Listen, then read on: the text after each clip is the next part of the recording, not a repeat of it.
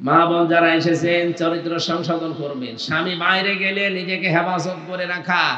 এমনকি মোবাইলে যদি কোনো মহিলা কথা বলতে চায়, মোবাইলের আওয়াজ কেমন হবে সে আওয়াজ পর্যন্ত আল্লাহ কোরআনে দিয়েছেন। সূরা আহজাবের ৩২ নম্বর আয়াতে আছে, ২২ নম্বর পারার প্রথম নম্বর পৃষ্ঠায় আল্লাহ পাক বলেন, ইয়া নিসান নাবিয়্যি লাস্তুন্না কাআহাদিম মিনান নিসা ইন ইত্তাকাইতুন্না ফালা তাখদা'না বিল কওলি ফায়াতমা'আল্লাযী ফী কলবিহি মারাদু ওয়া কুলনা কাওলান মা'রুফা। আল্লাহ এখানে নবীর স্ত্রীদেরকে ডাক দিয়েছেন, যদিও তারা উম্মতের জন্য মায়ের সাথে খারাপ ধারণাকে অনেকে আমরা করি না, করা ঠিকও না। তারপরেও নবীজির স্ত্রীদেরকে আল্লাহ ডাক দিয়ে বললেন, হে নবীর স্ত্রীরা, বাইরে পরপুরুষের সাথে যদি কারো সাথে কথা বলতে চান, মোবাইল তো তখন ছিল না, এই জন্য ওখানে হেজাব দেওয়া আছে পর্দার আড়াল থেকে। এখন ওইটার বাংলা অর্থ করা লাগবে মোবাইল, টেলিফোন, ফ্যাক্স। পর্দার আড়াল থেকে যদি মোবাইলে, ফোনে, ফ্যাক্সে কারো সাথে কথা বলতে চান, আপনার কথা বলবেন সঠিক, মিথ্যা কথা কারো সাথে বলবেন না। সে সামনাসামনি বলেন আর মোবাইলে বলেন, কিন্তু সাবধান, কখনো যেন ভাষাকে আপনি একেবারে নম্রভাবে, ভাষাকে আকর্ষণীয় ভাবে উপস্থাপন করবেন না। কথাগুলো বলার সময় কর্কশ ভাবে, রাগান্বিত ভাবে, এমন ভাবে আপনি কথা বলবেন যেন ওই কোলে যে মোবাইল ধরে আছে সে মোবাইল কেটে দেয়। মোবাইলে কথা বলার মতো যে আওয়াজ আল্লাহ শিখিয়ে দিলেন, যাদের অন্তরের ভেতরে গোড় আছে, যারা রোগগ্রস্ত পুরুষ মানুষ, এরা যদি আপনার কথা শুনে যেন আকৃষ্ট না হয়ে মোবাইল কেটে দেয়। এই জন্য মেয়েরা মোবাইলে কোন ধাঁচে কথা বলবে আল্লাহ সেইটা পর্যন্ত কোরআনে দিয়ে দিয়েছেন। অথচ আপনি স্বামী বাইরে চলে গেলে পরপুরুষের সাথে মোবাইলের নরম ভাষায় কথা বলেন, এটা হারাম। মা বোন যারা এসেছেন, আশা করছি আপনি আয়াতটা মেনে চলবেন। ওয়াইদা গাবা আনহা হাফিজাতুহু, স্বামী বাইরে গেলে স্বামীর এই কণ্ঠস্বরটাও আপনি হেফাজত করে রাখবেন। আপনি মোলায়েম ভাবে কথা বলতে পারেন, আবেদনময়ী হয়ে শুধুমাত্র আপনার স্বামীর সাথে, এটাও আপনার ইবাদত। কোন স্ত্রী যদি স্বামীর সাথে মোলায়েম কণ্ঠে, নরম নম্র ভাবে, আস্তে আস্তে, আকর্ষণীয় ভাবে যদি স্ত্রী স্বামীর সাথে কথা বলে, যতক্ষণ কথা বলতে থাকবে স্বামীর সাথে, নবীজি বলেন সাদগা দেওয়ার মতো সওয়াব হবে। সুবহানাল্লাহ। পরপুরুষের সাথে যতক্ষণ আপনি মোলায়েম কণ্ঠ নিয়ে কথা বলবেন, জিনা করার গুনাহ হবে। আশা করছি আপনি বুঝেছেন, এই শক্ত কথাটা আমি বলতাম না। ওয়াকারনা ফি বুয়ুতিকুন্না ওয়ালা তাবাররাজনা তাবাররুজাল জাহিলিয়াতিল উলা ওয়াকিমনাস সালাতা ওয়া আতিনাজ যাকাতা ওয়া আতি'নাল্লাহা ওয়া রাসূলা। আল্লাহ পাক বলেন, হে পৃথিবীর মেয়েরা, ঘরের পরিবেশে থাকবে, বাইরে যখন বের হবে জাহিলি যুগের মেয়েদের মতো রূপ সৌন্দর্য প্রদর্শন করে বের হবে না। পাবনার মেয়েরা, আমি বহুবার বলেছি বিভিন্ন মাহফিলে যে তাবাররুজের ভেতরে আমি ৩টা অর্থ পেয়েছি তাফসিরে খাজিনের ভেতরে। এই ৩টা আর একটাও যদি কোনো মহিলার ভেতরে পাওয়া যায়, জান্নাত তো দূরের কথা, জান্নাতের ঘ্রাণ পর্যন্ত ওই মহিলা পাবে না, যতই নামাজ পড়ুক, রোজা রাখুক আর পর্দার কথা বলুক। ১ নম্বরে তাবাররুজের অর্থ হচ্ছে, মেয়েরা যখন রাস্তাঘাটে আসার সময় হয়, বাইরে যাওয়ার সময় হয়, তখন ওরা সাজগোজ করে বের হয়। মেয়েদের সাজগোজ শুধু জায়েজ আছে তার স্বামীর জন্য, অন্য কারোর জন্য না। এই জন্য এই বিষয়টা খুব খেয়াল করবেন, কারণ মেয়েদের একটা সাজগোজ, এটাও ইবাদত, কিন্তু এটা হওয়া লাগবে স্বামীর জন্য। বাইরের কোন মানুষকে আকৃষ্ট করার জন্য, দেখানোর জন্য যদি কেউ সাজগোজ করে, তাহলে যতক্ষণ সাজবে সে যেন হারাম কাজে আছে। হযরতে ফাতেমা তো জোহরা ছোটবেলায় সুন্দর করে সাজগোজ করে তিনি বাইরে বের হলেন, নবীজির সামনে পড়লেন, ডাক দিয়ে বললেন, মা ফাতিমা কোথায় যাও? বলে, আমার বান্ধবীর বাড়িতে। বিশ্বনবী ওই দিন তাকে ছোট্ট একটা নসিহত করেছিলেন। ডাক দিয়ে বলেন, মা, দুনিয়াতে তোমার সাজগোজ হবে শুধু তোমার স্বামীর জন্য। পৃথিবীতে স্বামী বাদ দিয়ে বাইরের লোকের জন্য যদি সাজগোজ করো, জান্নাতের সাজ থেকে আল্লাহ তোমারে বঞ্চিত করে দেবে। হযরতে ফাতেমা বলে, বাবার এই ছোট্ট উপদেশ সারা জীবন আমি মনে রেখেছিলাম। কোনো দিন আমার স্বামী বাদে আর কোন মানুষের জন্য আমি সাজগোজ করি নাই। সম্মানিত মা বোনেরা, আমি আবার বলছি, স্বামী যখন বাইরে থেকে আসবে, আপনার সব চাইতে ফরজ কাজ হচ্ছে তাকে সময় দেওয়া, তার মন বোঝা, কথাবার্তা বলা, তার পেছনে আপনি ব্যবহার আচার দিয়ে তাকে খুশি করবেন।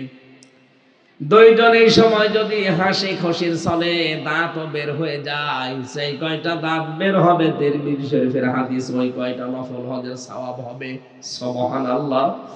যত মেয়ে লোক এখানে এসেছে, বিশেষ করে বিবাহিত, আল্লাহ পাক এই বিবাহিতা মেয়েদেরকে এই আমলটা করার সুযোগ দান করেন, বলেন আমিন। তাবাররুজের দ্বিতীয় নম্বর অর্থ পেয়েছি, মেয়েরা বাইরে যখন আসে তখন ছোটখাটো পোশাক পরে যারা। এই ওয়াজটা এখানে করার দরকার আমার না, যেহেতু রেকর্ড হচ্ছে এই জন্য করছি। এখানে যারা এসেছেন তারা তো আর ৮-৬০ ছোটখাটো পোশাক পরেন না, বহু মানুষ এরকম পরে। তাদেরকে বলছি, যুবতী মেয়ে, 18 বছর, 20 বছর, 22 বছর মেয়ে, স্কিন টাইট প্যান্ট পরে গেঞ্জি গায়ে দিয়ে বাবার সাথে বসে বসে সিনেমা দেখছে, এটা কি পরিবার বলা যায় না জানোয়ার বলা যায়? বলেন, কত নিচে নেমে গেছে তারা। একটা অঘটন কখন ঘটে যাবে এরকম কিছু আচরণে, তখন আপনি তো সারা জীবন দিয়েও তুলতে পারবেন না। শয়তান তো আর বসে নেই। হযরতে আবু বকর সিদ্দিক রাদিয়াল্লাহু তাআলা আনহু, তার নিজের মেয়ে হযরতে আয়েশা সিদ্দিকা রাদিয়াল্লাহু তাআলা আনহা, দুইজন বসে বসে তারা গল্প করছিল পারিবারিক জীবন নিয়ে। হঠাৎ করে নবীজি আসলেন, দূর থেকে তাকিয়ে, পাশাপাশি জান্নাতে আমরা থাকতে পারবো শুধু এই মেয়ের কারণে। সুবহানাল্লাহ। আল্লাহ আমাকে ছেলে দেয়নি, পরপর 3টা মেয়ে দিয়েছে আল্লাহ আমাকে। আমি সব সময় দোয়া করছি মেয়েগুলো যেন আল্লাহ ফাতেমাতুজ জাহরার মতো আল্লাহ বানিয়ে দেন। সকলে বলেন আমিন। সম্মানিত মা বোনেরা, শুধু মেয়েকে না, এরপরে আল্লাহ নবী জানিয়েছেন মেয়ের পরে মেয়ে যেহেতু পুত্রবধূ হয়, বৌমা হয়, বৌমা এবং পুত্রবধূ যারা স্ত্রী, তাদের গুরুত্ব অনেক বেশি দিয়েছেন। যদিও এই সমাজে আমরা দেখতে পাই অনেক পুত্রবধূ লাঞ্ছনা, বঞ্চনা এবং নিগৃহীত হচ্ছে আমাদের এই সমাজে। এখানে যারা শাশুড়ি বসে আছেন, আমি আপনাদেরকে আহ্বান জানাচ্ছি, কান খাড়া করে শোনেন। শুধু নামাজ পড়া, রোজা রাখা, কালো বোরকা পরাই কিন্তু ইবাদত নয়। আপনার পুত্রবধূর সাথে আপনি উত্তম আচরণ করবেন, এইটা একটা ইবাদত। কিন্তু অনেক মেয়েরা এটা জানে না, মনে করে না এ দুনিয়ার কাজ। মা বোনেরা যারা বসে আছেন, দুনিয়ার কাজ বলে কিচ্ছু নেই, সব আখেরাতের কাজ।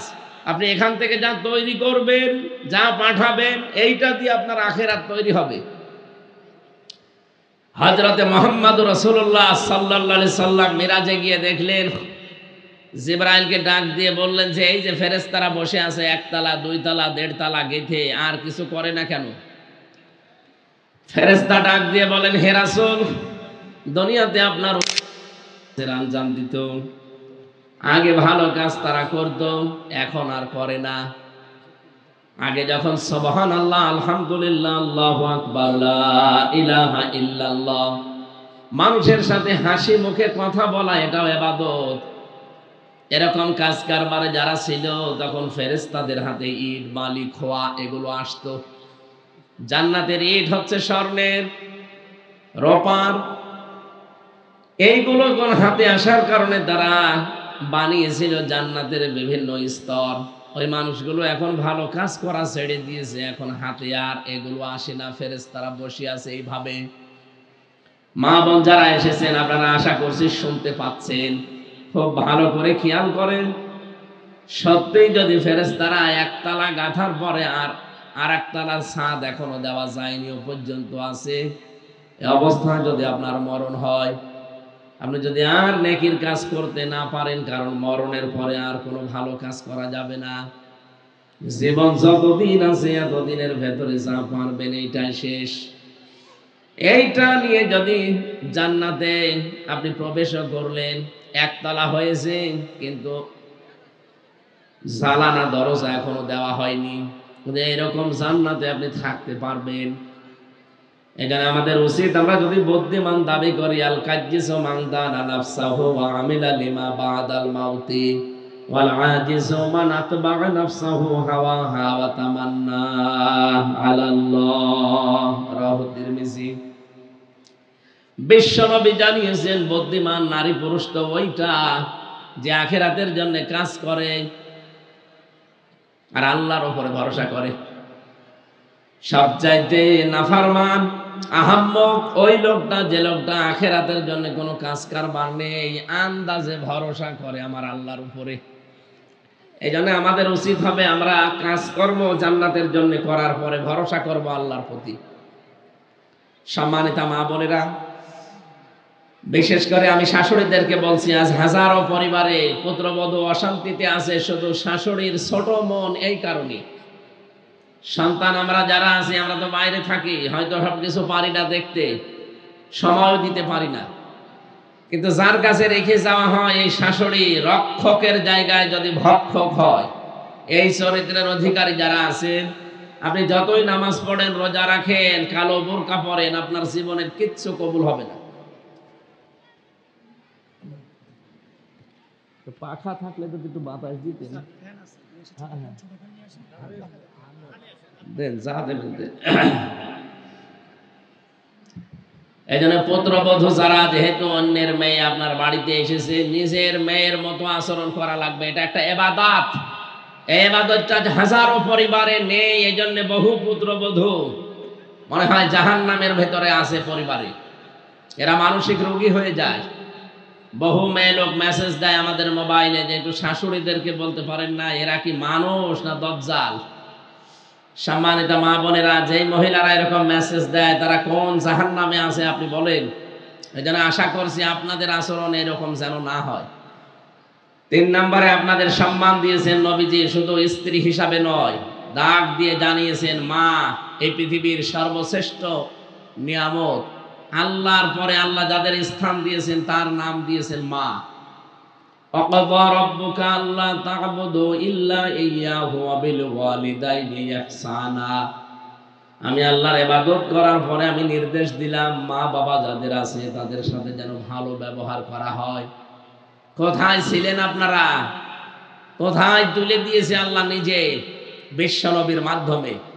এই জন্য আমরা এদিকেই তাকিয়ে গ্যারান্টি দিতে চাই বা গ্যারান্টি দিতে পারি, ইসলাম যদি এই দেশে সত্যি এসে যায়, এতদিন যা পেয়েছেন শুধু নামে, সামনে আপনি কামে দেখতে পাবেন এবং 100% অধিকার আপনারা ফিরে পাবেন। শুধু চেষ্টা চালান যে সামনে যেন ইসলাম এ দেশে কায়েম হয়ে যায়। আল্লাহ যেন কবুল করেন, আমিন। পৃথিবীর 6টা জিনিসের নাম এখানে যেহেতু আমরা পাচ্ছি, প্রথম দিন থেকে এই মেয়েদের প্রতি আকর্ষণ আল্লাহ এটা নিজে তৈরি করে দিয়েছে। হযরতে আদম উদাস মনে ঘুরে বেড়াচ্ছিলেন জান্নাতের ভেতরে। আল্লাহ রাব্বুল আলামিন তাকে নিদ্রা দিলেন, তিনি ঘুম এসে পড়লেন। ঘুমের ভেতর থেকে বাম পাজর থেকে একটা হাড় বের করে আল্লাহ তাকে হযরতে হাওয়া আলাইহিস সালামকে এত সুন্দর আকৃতি দিয়ে তার মাথার কাছে বসিয়ে রাখলেন। হযরতে হাওয়া আলাইহিস সালাম এত সুন্দরী ছিল, এই পৃথিবীতে আমরা ইতিহাস পড়ে জেনেছি 6 জন নারীর তালিকা আছে, সবচাইতে বেশি সুন্দর ছিল তারা। তার ভেতরে 1 নম্বরে আমাদের আদি মাতা হযরতে হাওয়া আলাইহিস সালাম। এত সুন্দর করে পৃথিবীতে আল্লাহ আর কাউকে বানাননি, নিজের হাতে আমার আল্লাহ নিজে তার চেহারাটা বানিয়েছেন। লাকাদ খালাকনাল ইনসানা ফি আহসানি তাকওয়িম। অবশ্যই আমি আল্লাহ মানুষের আকার, এই আকৃতি সবচাইতে সুন্দর করে বানিয়েছি। যেহেতু সুন্দরের কথা আছে, আহসান ইসমে তাফসীল, সবচাইতে সুন্দর। তাহলে হাওয়া আলাইহিস সালাম পৃথিবীর শ্রেষ্ঠ সুন্দরী ছিলেন। কত সুন্দর হতে পারে আপনার কল্পনাও ধরবে না।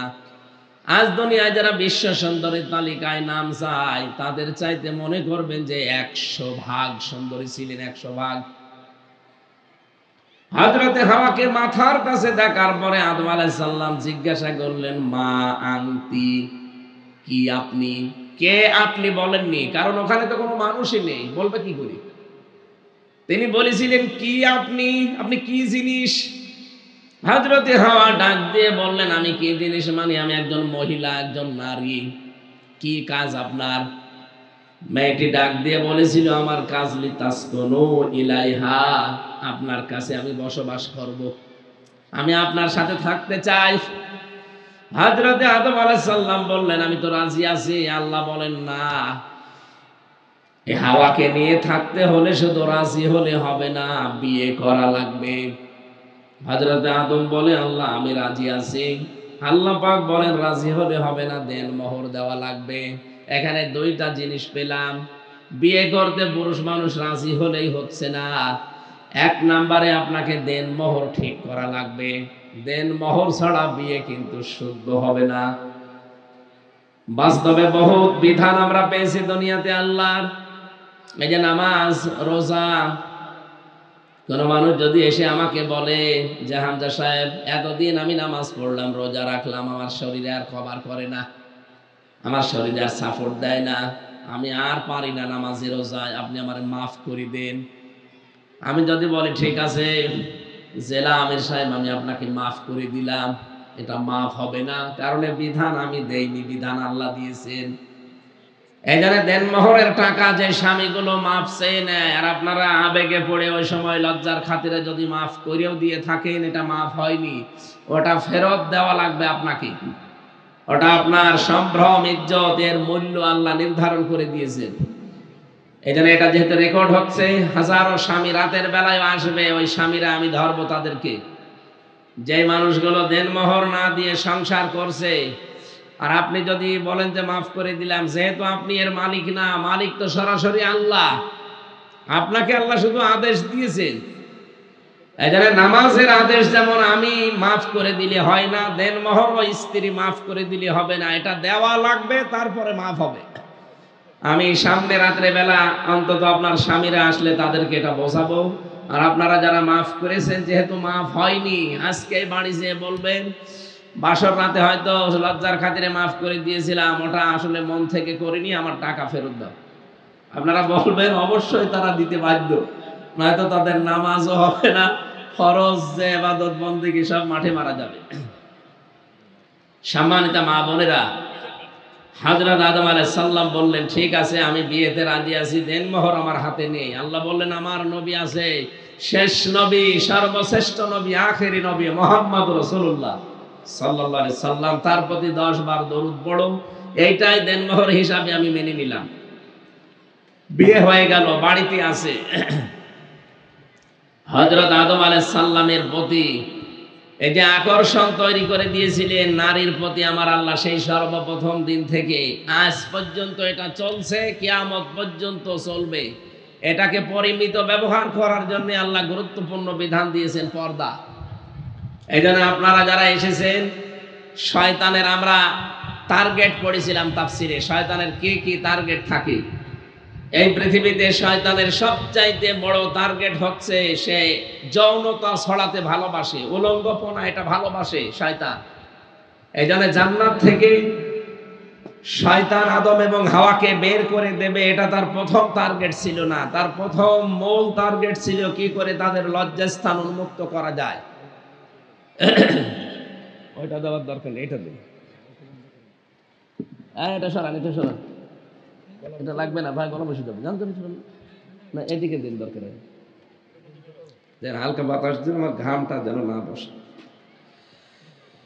সম্মানিত মা বোনেরা, মেয়েদের প্রতি আকর্ষণকে বিকর্ষণে পরিণত করার জন্য গুরুত্বপূর্ণ একটা বিধান আল্লাহ যেহেতু দিয়েছেন, আশা করছি শয়তানের ওই টার্গেটটাকে আপনারা ফুলফিল করতে আজকে থেকে আর দেবেন না। অন্য ধর্মের যারা আছে তাদের জন্য আমার এই আজকের এই ওয়াজ না, আপনারা যেহেতু মুসলিম মেয়ে লোক, মুসলিম নারী, আপনাদেরকে বলছি গুরুত্বপূর্ণ এই বিধানটা, জীবন চলে যাক কিন্তু পর্দার মতো গুরুত্বপূর্ণ বিধান ছেড়ে দেওয়া যাবে না। শয়তান এই জায়গায় খুব আষ্টে পৃষ্ঠে আপনাদেরকে বেঁধে রাখবে, বিভিন্ন রকমের প্রলোভন দেবে, সে মানুষ শয়তান হোক আর জিন শয়তান হোক। এই জন্য আমাদের উচিত হচ্ছে আমাদের শরীরটা পর্দার ভেতরে রাখা। নবীজি জানিয়েছেন নেককার নারী বলা হয় তাদেরকে, ইদা নাজারা ইলাইহা সাররাতুহু, যখন তার স্বামী বাইরে থেকে আসবে তখন স্বামীকে কথাবার্তা দিয়ে, ব্যবহার আচার দিয়ে যে কোনোভাবে তাকে আনন্দ দেবে। মেয়েরা যারা এসেছেন কান খাড়া করে এই কথাটা শুনবেন, যারা এখানে বিবাহিত মেয়ে লোক আছে, স্বামী যদি বাইরে থেকে আসে, সে যে কাজ করে আসুক, স্বামী বাড়িতে আসলে আপনার পৃথিবীর যত গুরুত্বপূর্ণ কাজ আছে সাংসারিক সব বাদ দিয়ে দেবেন, স্বামীর কাছে যাবেন, এইটাই আপনার জন্য বড় ইবাদত। আজ হাজারো পরিবারে এই ছোট কাজটা করা হয় না, এজন্য বহু পুরুষ মানুষ অন্য জায়গায় লাইন পর্যন্ত করে, নাউজুবিল্লাহি মিন যালিক। এটা আমি যেহেতু একজন স্বামী, আমি স্বামী হিসাবে বাস্তবতার দিকে তাকিয়ে বলছি, বহু পুরুষ মানুষ লাইন করার পেছনে, পরকীয়া প্রেমের পেছনে কারণ এইটাই যে স্ত্রীর কাছ থেকে রেসপন্স পায় না, গুরুত্ব পায় না। হযরতে খাদিজাতুল কুবরা জীবনী শুনেছেন আপনারা? খাদিজাতুল কুবরা জীবনে এক ওয়াক্ত নামাজ পড়েননি, এক ওয়াক্ত নামাজও পড়েননি, একটা রোজাও তিনি জীবনে রাখেননি, একবারও তিনি হজ করেননি, জীবনে একটা টাকাও তিনি যাকাত দেননি। এরপর আল্লাহ পাক নিজে জান্নাতের ভেতরে ঘর বানিয়ে তার জন্য সুসংবাদ পাঠিয়েছেন, সুবহানাল্লাহ। কারণ তিনি ইন্তেকালের পরে এই বিধানগুলো নাযিল হয়েছিল।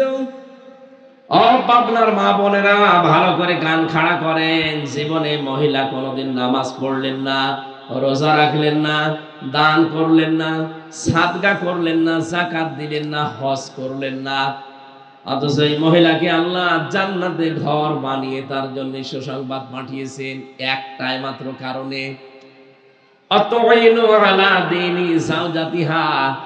নবীজি বলেন কারো স্বামী যখন বাইরে থাকবে, দ্বীনের কাজে, ইসলামের কাজে, মানবতার কাজে, নেককার স্ত্রী যদি হতে চায় তাহলে তার ৩ নাম্বার গুণ হবে এইটা, সে যেন স্বামীকে সাহায্য করে, সাপোর্ট দেয়, সময় দেয়, তাকে পেছন দরজা দিয়ে উৎসাহ দেয়। হযরতে খাদিজাতুল কুবরা জীবনে এই কাজটা করেছিলেন, এই কারণে আল্লাহ খুশি হয়ে তার জন্য জান্নাতুল ফেরদাউসে ঘর বানিয়ে পাঠিয়েছেন। আমরা আরেকজন মহিলার জীবনী পড়েছি, হযরতে আসিয়া। এই মেয়েটা স্বামী কর্তৃক অত্যাচারিত, নির্যাতিত হওয়ার পরে আমার আল্লাহ খুশি হয়ে তার জন্য ঘর বানিয়েছিলেন, কিন্তু আল্লাহ বানাননি, তিনি বানাতে বলেছিলেন। ইদ ক্বালাত রাব্বি বিনিলি ইনদাকা বাইতান ফিল জান্নাহ ইলা আখিরি আয়াত। রব্বুল আলামিনকে হযরতে আসিয়া বলেছিলেন, মাবুদ, আমার স্বামী আমার উপরে যে জুলুম অত্যাচার করে তুমি দেখতে পাচ্ছ, কিন্তু তুমি যেন আমার স্বামীর উপরে কোনো অ্যাকশন নিও না, তুমি আমার স্বামীর উপরে কোনো বরদোয়া দিও না, গজব দিও না। ওয়ানাজ্জিনি মিন ফিরআউনা ওয়া আমালিহি ওয়ানাজ্জিনি মিনাল কওমিজ যালিমিন।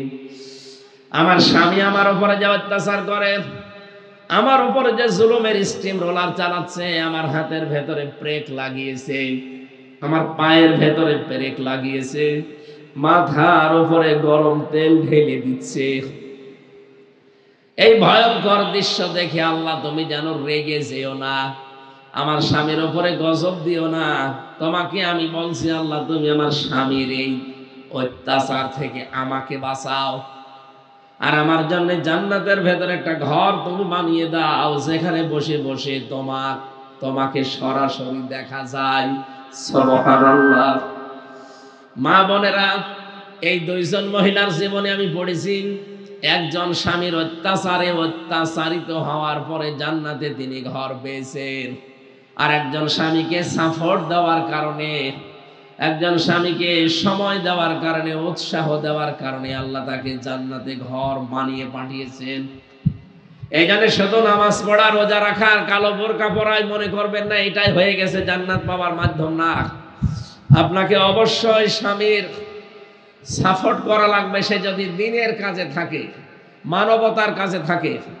ওয়াইদা গাবা আনহা হাফিজাতুহুম, নবীজি বলেন 2 নম্বরে ওই মহিলার কাজ হবে স্বামী যদি বাইরে চলে যায়, যতক্ষণ স্বামী বাইরে থাকবে নিজের সন্তান, নিজের সম্পদ, নিজের ইজ্জত আবরু, নিজের সম্ভ্রম এইগুলো সে হেফাজত করে রাখবে, কন্ট্রোল করে রাখবে।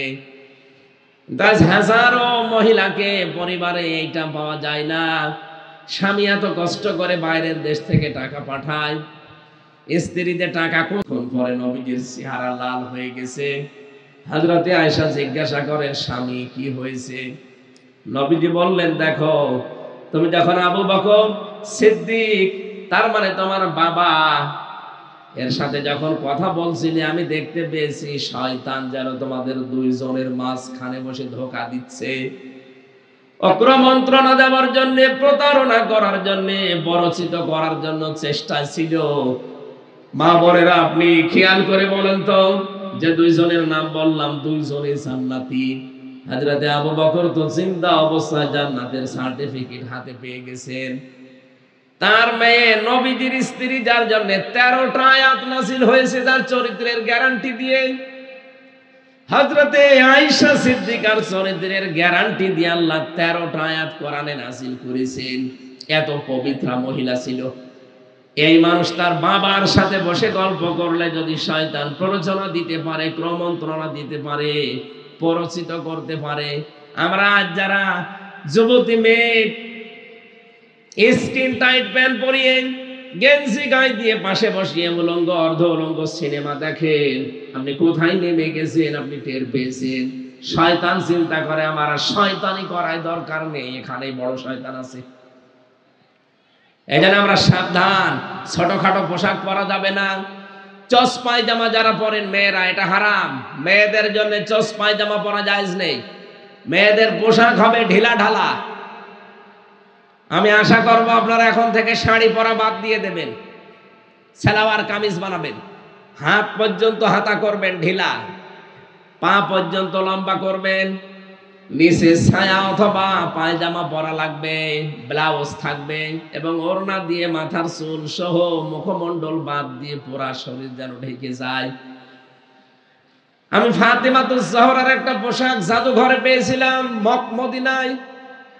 যদিও এটা ফাতেমার পোশাক কিনা আমি জানি না, কিন্তু একটা পোশাকের চিহ্ন ওখানে দেওয়া আছে।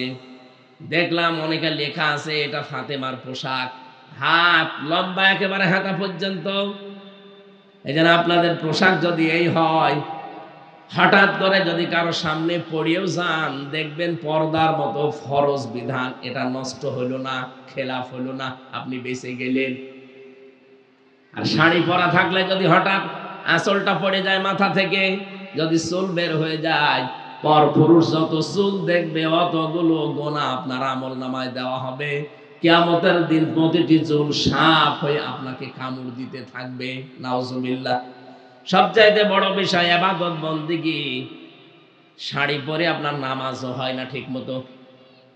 রুকুতে গিয়ে সেজদা দিতে গিয়ে যদি মাথার কাপড় পরে যায়, চুল যদি বের হয়ে যায়, ওই মহিলার নামাজ শেষ, নামাজ ভেঙে গেছে। এই জন্য উচিত হবে আপনাদের সালোয়ার কামিজ তৈরি করা ছোটবেলা থেকেই, একেবারে ছোটবেলা থেকেই এটা তৈরি করার চেষ্টা করেন। তাহলে কারো সামনে হঠাৎ করে পড়ে গেলেও পর্দার মতো ফরজ বিধান লঙ্ঘন হবে না ইনশাআল্লাহ। তাবাররুজের অর্থ বলছিলাম আমরা, ৮-৬০ পোশাক পরা যাবে না, ছোট খাটো। ৩ নম্বরে তাবাররুজের অর্থ মেয়েরা রাস্তাঘাটে আসলে তখন ওরা মাজা হেলিয়ে দুলিয়ে চলে, এইটাও করা যাবে না। যদি এই 3টা কাজ কেউ করে, জান্নাতের সুঘ্রাণ আল্লাহ তাকে দেবেন না। নাউজুবিল্লাহ। মেয়েদের কাজ কি? পরের শব্দে আল্লাহ জানিয়েছেন, ওয়াকিমনাস সালাতা ওয়া আতিনাজ যাকাতা ওয়া আতিনাল্লাহা ওয়া রাসূলা। আপনারা নামাজের পাবন্দি করবেন, নামাজ কায়েম করার জন্য চেষ্টা চালাবেন। প্রশ্ন আসতে পারে, নামাজ কায়েম, নামাজ দাঁড় করানো এটা তো আমার দায়িত্ব না, এটা রাষ্ট্রের দায়িত্ব। হ্যাঁ, এই দায়িত্বটা আসলে রাষ্ট্রের। আল্লাযীনা ইম্মাক্কান্নাহুম ফিল আরদি আকামুস সালাহ, এই জমিনে যদি আমি ঈমানদারকে ক্ষমতা দান করি, তারা সর্বপ্রথম সংসদে নামাজের বিল আনবে। মা বোন যারা বসে আছেন, এই নামাজের বিল আনার জন্য বাংলাদেশে 300 এমপির ভেতরে 151 জন এমপি আল্লাহওয়ালা হওয়া লাগবে। আপনার একটা ভোটের কারণে যদি এই লোকটা কোরআনে কারিম বুকে নিয়ে সংসদে ঢুকতে পারে, এই আসনে কি আছে আমি জানি না, যেই দাঁড়াক না কেন উনি যদি ইসলামপন্থী হয়, আপনার যদি মনে হয় যে না এই লোকটাকে আমার একটা ভোট দিলে এই লোকটা এমপি হওয়ার পরে নামাজের বিল আনবে সংসদে, আপনি একটা ভোট মাত্র দিয়েছিলেন, কিন্তু উনি যদি ওই জায়গায় বলে যে আমি নামাজের বিল চাই, স্পিকার যদি বলে নামাজের বিল চান, কারা কারা হাত তোলেন? 300 এমপির ভেতরে 151 জন যদি হাত তুলে বলে যে আমরা সবাই চাই, ওখানে যদি বলা হয় যে হ্যাঁ জয়যুক্ত হয়েছে, হ্যাঁ জয়যুক্ত হয়েছে, হ্যাঁ জয়যুক্ত হয়েছে, তাহলে বিলটা কায়েম হয়ে যাবে। পরের দিন 18 কোটি মানুষ এই দেশে নামাজ পড়বে। আপনি একটা ভোট দেওয়ার কারণে 18 কোটি মানুষের সওয়াব আমলনামায় পেয়ে যাবে। এই জন্য এটা দুনিয়ার কাজ মনে করবেন না, মনে করে যে না এটা তো দুনিয়ার কাজ ভোট ভাট করা। কে বলেছে আপনাকে? সূরা নিসা 57 নম্বর আয়াতের ভেতরে আছে, ইন্নাল্লাহা ইয়া'মুরুকুম আন তু'আদ্দুল আমানাতি ইলা আহলিহা। এখানে আমানাত বহু বচন, এর ভেতরে তাফসিরে মারিফুল কোরআনে ভয়কার ট লেখা আছে ভোট, রয়াকার অন্তস্থ লেখা আছে রায়। সুতরাং এই ভোটের রায় এটা কিন্তু সামনে আসবে। এটা দুনিয়ার কাজ মনে করে কেউ চলে যাবেন না, এটা আখিরাতের কাজ। নামাজ কায়েম করতে হলে এই ভোট এমন মানুষকে দেওয়া লাগবে যিনি নামাজ কায়েমের পক্ষে কথা বলবেন। আপনি হয়তো ভোট দিয়েছেন একটা, কিন্তু 18 কোটি মানুষের নামাজ পড়ার সওয়াব পেয়ে যাবেন শুধু একটা কারণে। কোরআনে কারীম জানিয়েছে, মাইয়াশফা শাফাতান হাসানাতান ইয়াকুল লাহু নাসীবুম মিনহা ওয়া মাইয়াশফা শাফাতান সাইয়্যাতান ইয়াকুল লাহু কিফলুম মিনহা ওয়া কানাল্লাহু আলা কুল্লি শাইইন মুকিতা। সূরা নিসা 5 নম্বর পারার 10 নম্বর পৃষ্ঠার 10 নম্বর লাইনের 85 নম্বর আয়াত আছে, কোন মানুষ যদি ভালো কাজে সুপারিশ করে, ওই লোকটা ভালো কাজ করে যে সওয়াব পাবে, আপনি শুধু সুপারিশ করে রায় দিয়ে ভোট দিয়ে সেই সওয়াব পাবেন। কোন মানুষ যদি অন্যায় কাজে রায় দেয়, ভোট দেয়, সুপারিশ করে, অন্যায় করে যা পাবে আপনি শুধু রায় দিয়ে ভোট দিয়ে তাই পাবেন। এই জন্য আমাদের উচিত এই বিষয়টা দুনিয়ার বিষয় মনে করে ছেড়ে না দেওয়া, এটা আখিরাতের বিষয়। নামাজ কায়েম করা আপনারও দায়িত্ব, আমারও দায়িত্ব। শুধু আমি নিজে যদি চেষ্টা করি এদেশে হবে না, কারণ একটা এমপির আন্ডারে 3.5 থেকে 4 লাখ মানুষ থাকে, সেখানে সবই হামজা না, হামজা এবং হামজার বউ মিলে। এজন্য আমি যদি চেষ্টা করি, আমার বউ যিনি হবেন তারও চেষ্টা করা লাগবে নামাজ কায়েমের এই আন্দোলনের শরীক হওয়া। আল্লাহ পাক আপনার মেয়েদেরকে যেন তৌফিক দেন, বলেন আমিন। 2 নম্বরে যাকাত দেওয়া লাগবে। এই যে আজকের 3 নম্বর পয়েন্টে আছে, আল কানাতিরিল মুকান্তরাতি মিনাদ যাহাবি ওয়াল ফিদ্দা। রব্বুল আলামিন বলেন, পঞ্জীবিত সোনা, পঞ্জীবিত রূপা, এগুলো স্তবকৃত সোনা রূপা মানুষের পছন্দ, এর প্রতি আকর্ষণ মানুষের আছে, আর মেয়েদের তো এর প্রতি আকর্ষণ আরো বেশি। আমার তো মনে হয় মেয়ে লোককে আল্লাহ বানিয়েছে শুধু এই সোনা রূপার প্রতি আকর্ষণ দিয়ে। ওরা দুনিয়ায় আর কিছু না হোক, সোনা রূপার কথা শুনলেই পাগল হয়ে যায়। আমার নিজেরটা তো আছে, এই জন্য বলছি। সম্মানিত মা বোনেরা, আমার বাড়িতে যে মেয়ে লোকটা আছে, ওকে আল্লাহ মনে হয় বানিয়েছে শুধু সোনা রূপার হাড়ি পাতিল কেনার জন্য। কোন জায়গায় হাড়ি পাতিল দেখলে ওর মাথা খারাপ হয়ে যায়, আর স্বর্ণের কোন জিনিস পেলেই ও একেবারে শেষ। শুধু আমার বাড়িটা না, এখানে যারা বসে আছে প্রত্যেককে আল্লাহ এই স্বভাবটাই দিয়েছেন। আল্লাহ বলেন, আমি মানুষের ভেতরে আকর্ষণে আসক্তি দিয়েই বানিয়েছি যে সোনা রূপা। ধন সম্পদ এগুলো আপনি কামাই করতে অসুবিধা না, নিষেধ না, কিন্তু এর যাকাত আদায় করা লাগবে। কোন মানুষ যদি স্বর্ণ কিনতে কিনতে 7.5 ভরের উপরে চলে যায়, ও যদি যাকাত না দেয়, 52.5 ভরের উপরে যদি রূপা চলে যায়, ও যদি যাকাত না দেয়, ইয়াউমা ইউহমা আলাইহা ফি নারি জাহান্নামা ফাতাকওয়া বিহা জিবাহুহুম ওয়া জুনুবুহুম ওয়া যুহুরুহুম হাযা মা কানাজতুম লিআনফুসিকুম ফাযুকু মা কুনতুম তাকনিজুন। রব্বুল আলামিন বলেন, কিয়ামতের দিন ওই সোনার রূপা আমি জাহান্নামের আগুন দিয়ে গলাবো। ওর পিঠের উপরে, ওর নাকের উপরে, ওর মুখের উপরে, বুকের উপরে আমি সিল লাগাবো জাহান্নামের আগুন দিয়ে। এই জন্য যে সম্পদগুলো আপনি রেখে যাচ্ছেন, সোনার রূপার স্তব, যাকাত দেন না, সাদকা করেন না, এগুলোই কিয়ামতে আপনার আযাবের কারণ হবে। ওই মালগুলো আপনাকে ডাক দিয়ে বলবে, হাযা মা কানাজতুম লিআনফুসিকুম ফাযুকু মা কুনতুম তাকনিজুন। এই সেই মাল যেগুলো তুমি স্তূপকৃত রেখেছিলে, জমা করে রেখেছিলে, এর হক আদায় করনি। এই জন্য মেয়েদের যাদের স্বর্ণ রূপা ধন সম্পদ গোপনে যেগুলো আছে কেউ জানে না, অনেক স্বামী পর্যন্ত আপনার জানে না, আপনি গোপনে রেখেছেন, গোপনে যাকাত দেওয়া লাগবে আপনাকে। শাড়ি যাদের ব্যবহারিক 3টার বেশি পড়ে আছে, 8টা 10টা 15 20টা, শুধু অনুষ্ঠান আসলে স্বামীকে দিয়ে শাড়ি আর 3 পিস কিনান। আমি কিনতে নিষেধ করছি না, কিন্তু 2টা ব্যবহারের আর একটা বাইরে যাওয়া, এই 3টা বাদ দিয়ে যাদের বেশি আছে, অবশ্যই তারও আপনি সাদকা আদায় করতে হবে। যাদের শাড়ি নেই এরকম মানুষকে আপনার এই শাড়ি আপনি বিলিয়ে দেবেন, নয়তো এই শাড়ি আপনার আযাবের জন্য কাল হয়ে দাঁড়াবে। এগুলো যেহেতু আকর্ষণীয় বস্তু আল্লাহ আমাদের ভেতরে তৈরি করে দিয়েছে, এগুলো থাকবে, কিন্তু হক আদায় করা লাগবে।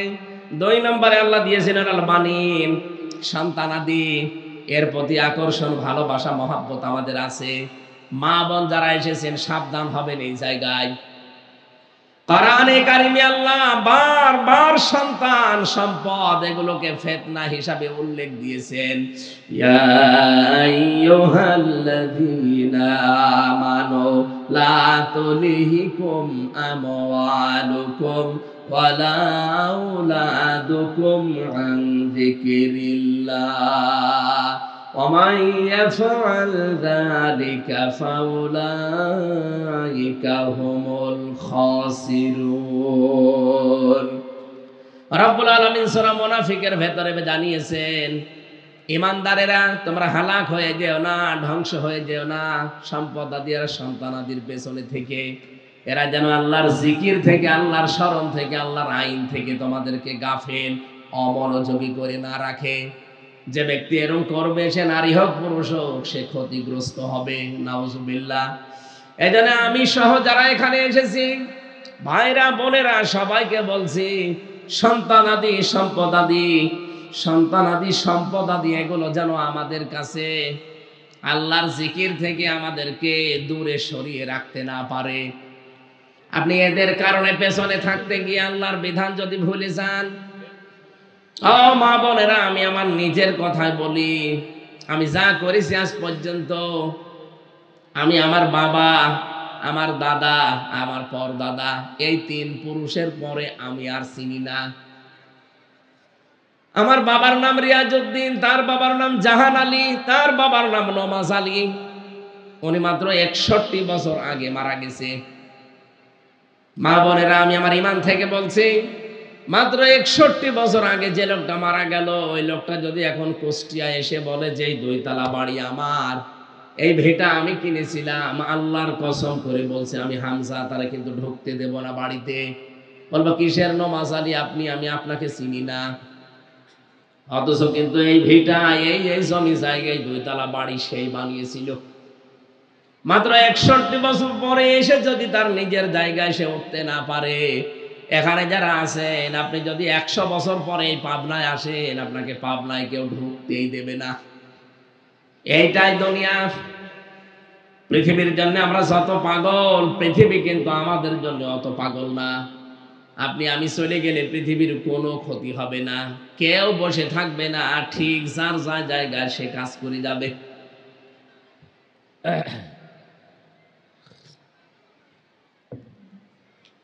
এই জন্য আমরা এই আয়াত থেকে যে শিক্ষাটা দিতে চাই, সন্তানাদি এগুলো আকর্ষণীয়, লোভনীয়, শোষবিত, এগুলোর প্রতি আসক্তি আল্লাহ বানিয়ে দিয়েছে, কিন্তু এইগুলো যেন আমার আল্লাহর পথে বাধা হয়ে না দাঁড়ায়। 4 নম্বরে আমি পেয়েছি ওয়াল খাইলিল মুসাব্বামা, এগুলো সুদর্শন ঘোড়া। এখানে ঘোড়া বলতে যানবাহন, বাহন যেগুলো আছে এগুলো, অলানাম চতুষ্পদ জন্তু জানোয়ার, অলহার্স শস্য ক্ষেত এবং জমি জায়গা। এই 6টা বিষয়ের প্রতি ভালোবাসা, আকর্ষণ, আসক্তি আমার আল্লাহ তৈরি করে দিয়েছেন। আল্লাহ বলেন এগুলোকে যারা কন্ট্রোল করে ব্যবহার করতে পারবা পরিমিত ভাবে, নিষেধ না কিন্তু পরিমিত করা লাগবে। আমার এই যে জামার হাতাটা এ পর্যন্ত আছে, ঠিক আছে, এখন যদি আমি আরো আধা হাত বাড়িয়ে দেই মানুষ আমাকে পাগল বলবে, এটা যদি আধা হাত কেটে ফেলি মানুষ আমাকে বলবে তার কেটে গেছে। জামার হাতা যে পর্যন্ত থাকা দরকার এই পর্যন্তই দেওয়া লাগবে। দুনিয়ার যতটুকু দরকার আপনার অতটুকুর বাইরে আপনি কিছু করতে যাবেন না, তাহলে দুনিয়ায় আপনাকে পাগল বলবে। যালিকা মাতাউল হায়াতিদ দুনিয়া। রব্বুল আলামিন বলেন এই যে 6টা বিষয়ের খোলাখুলি ব্যাখ্যা করলাম, এগুলো কিন্তু সব দুনিয়ার সম্পদ, এগুলো দুনিয়ার ভোগ বিলাসের জিনিস। আল্লাহু ইনদাহু হুসনুল মাব, আমি আল্লাহর কাছে উত্তম কিছু আছে। এই উত্তম কি? আপনি যে এই 6টা জিনিসকে কন্ট্রোল করে চলবেন, এখন উত্তমটা কি সেটা না থাকলে আপনি তো কন্ট্রোল হতে পারবেন না। আল্লাহ এজন্য নিজে ওয়াজ করছেন এবার নবীকে দিয়ে, কুল আউনাব্বিউকুম বিখায়রিম মিন যালিকুম লিল্লাযীনা তাকাও ইনদা রাব্বিহিম জান্নাত। হে নবী ওদেরকে বলেন আমি কি তোমাদেরকে সংবাদ দেব, জানাবো যে এর চাইতে উত্তম কিছু আল্লাহর কাছে আছে। দুনিয়ায় যারা তাকওয়া অবলম্বন করতে পারবে, আল্লাহকে ভয় করে জীবন চালাতে পারবে, এই মানুষগুলোর জন্য প্রথম পুরস্কার হিসাবে আল্লাহ রেখে দিয়েছেন বাগান, জান্নাত। বাগানের প্রতি, জান্নাতের প্রতি মানুষের আকর্ষণ এমনিতেই আমাদের বেশি। আল্লাহ এর জন্য প্রথম পুরস্কার এই বাগানের নাম দিয়েছেন। এমন বাগান তাজরি মিন তাহতিহাল আনহার, এর তলদেশ দিয়ে নদী আর নহর প্রবাহমান থাকবে। খালিদিনা ফিহা, চিরকাল আপনি থাকবেন, কোনোদিন আপনাকে আর বের করে দেওয়া হবে না। সর্বশেষ যেই লোকটা জান্নাতে প্রবেশ করবে এবং যাকে জান্নাতের একেবারে ছোট জান্নাত দেওয়া হবে, আয়াতের তাফসিরে দেখেছি এই দুনিয়ার মতো 10 দুনিয়ার সমান আল্লাহ তাকে জান্নাত দেবে। জাহান্নাম থেকে বের করে হায়াতে নহর, এখান থেকে গোসল করিয়ে ধৌত করানোর পরে যখন জান্নাতের পাশে রাখবে, লোকটাকে আল্লাহ পরীক্ষা করার জন্য বলবেন এই যে জান্নাত দেখতে পাচ্ছ। লোকটা আরজি করবে, মাবুদ আমাকে জান্নাতের গেটের কাছে একটু বসাও, আমি একটু ভেতরে দেখি। আল্লাহ বলেন ঠিক আছে, তোমাকে গেটের কাছে নিয়ে যাব, কিন্তু এর পরবর্তীতে আর কিছু চাইতে পারবা না। ঠিক আছে। জান্নাতের প্রথম গেটে নিয়ে যাওয়ার পরে সবকিছু তো ভালোভাবে দেখাও যায় না, আরজি করবে আল্লাহ আমি আর একটু দেখতে চাই, শুধু ভেতরে যাব আর বের হয়ে চলে আসবো, আমি কোনো কিছুই ধরবো না, ছবো না, গ্রাণও নেব না। আল্লাহ বলেন ঠিক আছে যা। ভেতরে যাওয়ার পরে আল্লাহকে বলবে রব্বুল আলামিন একটা কাজ করলে হয় না কি, যেখানে দিলে এখান থেকে যদি আর বের না করো তাহলে কতই না ভালো হয়। নবীজি বলেন আল্লাহ পাক তখন তাকে বলবেন যা, তোর জন্য এই জান্নাতটা আমি রিজার্ভ করে দিলাম। লোকটা তখন আল্লাহকে জিজ্ঞাসা করবে আতাস্তাহজিউ মিন্নি ইয়া রাব্বুল আলামিন, ইয়া রাব্বাল আলামিন, হে রব্বুল আলামিন তুমি তো ঠাট্টা বিদ্রূপ এগুলো পছন্দ করো না, তে আমার সাথে ঠাট্টা করো, হে বিশাল জান্নাত আমাকে তুমি রিজার্ভ করে দিলে।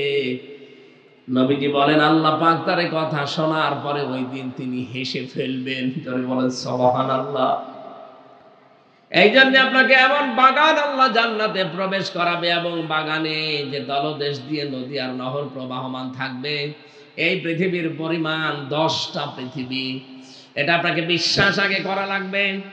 যার বিশ্বাস এই বাগানের প্রতি, জান্নাতের প্রতি যত বেশি হবে, আগের ওই 6টা বিষয় তার তত বেশি কন্ট্রোল হয়ে যাবে।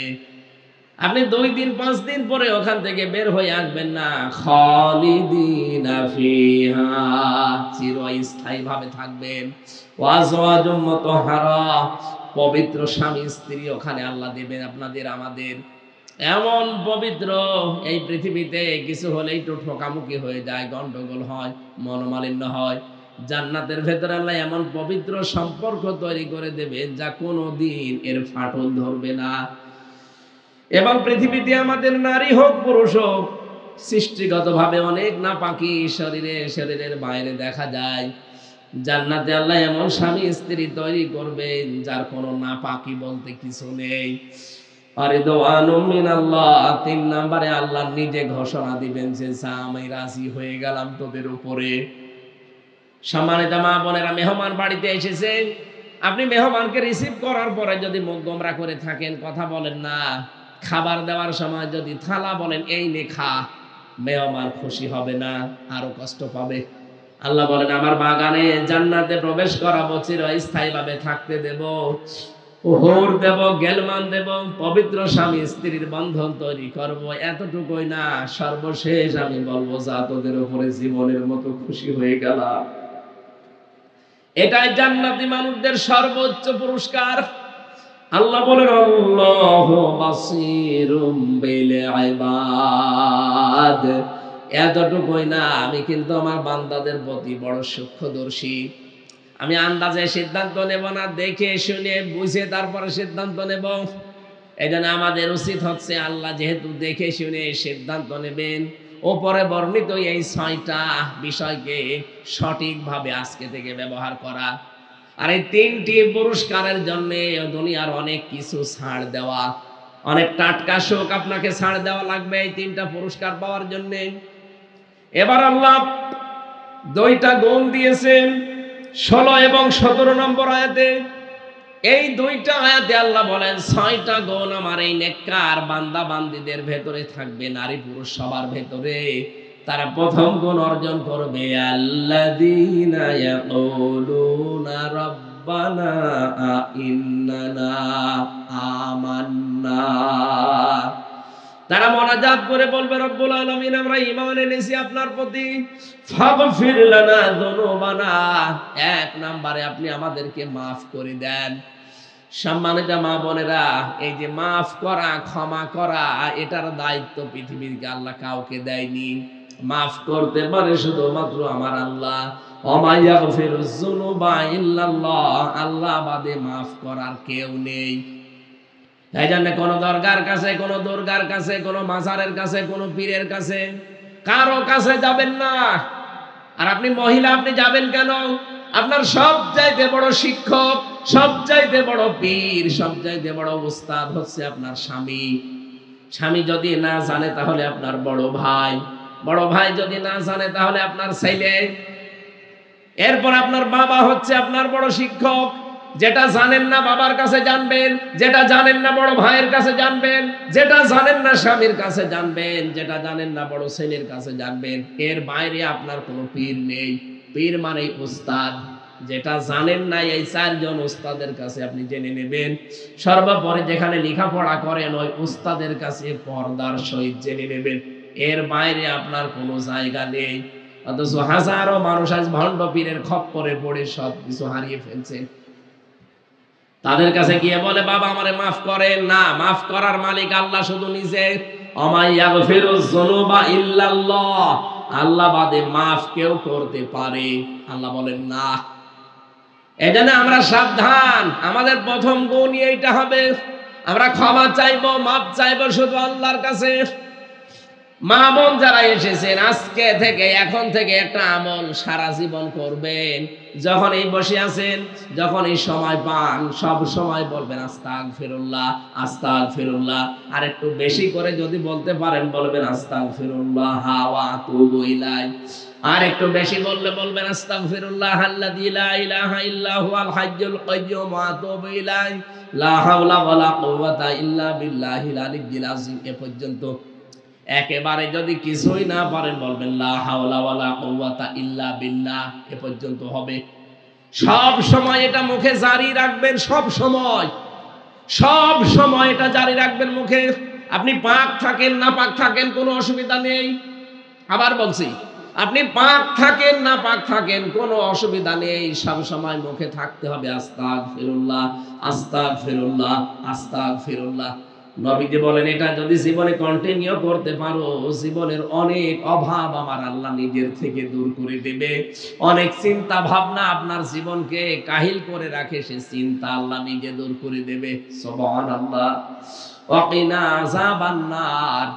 আল্লাহ বলেন 2 নম্বরে তার গুণ হবে সে আমি আল্লাহর কাছে জাহান্নামের আগুন থেকে পানা চাবে। জাহান্নামের আগুন বড় কঠিন এবং কঠোর। এই জায়গা থেকে ক্ষমা চাওয়া লাগবে, আল্লাহর কাছে পরিত্রাণ চাওয়া লাগবে। আমি কোরআন হাদিস পড়ে যা বুঝেছি, জাহান্নামের আগুন থেকে বাঁচার একটা মাত্র উপায় আছে। সূরা সফের 10 নম্বর আয়াতে আপনি এই তথ্যটা পাবেন, বাড়ি যেয়ে তাফসীর করে মিলাবেন। হালাদুল্লুকুম আলা তিজারাতিন তুনজিকুম মিন আযাবিন আলীম।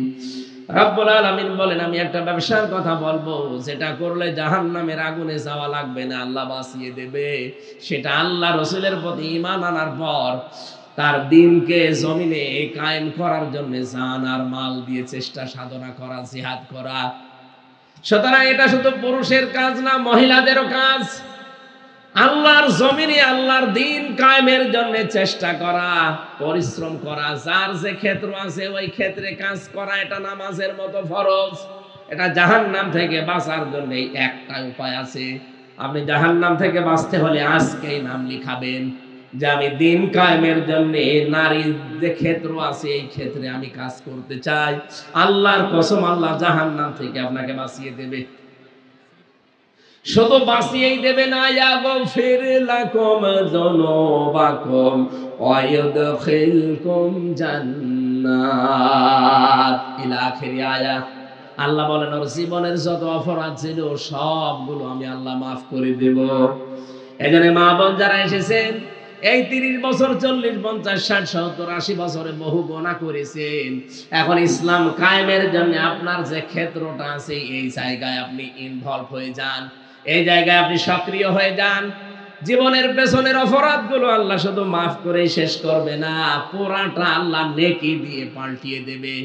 আল্লাহ মা বোনদেরকে হযরতে সুমাইয়ার ভূমিকায় আসার তৌফিক দিন, আমিন।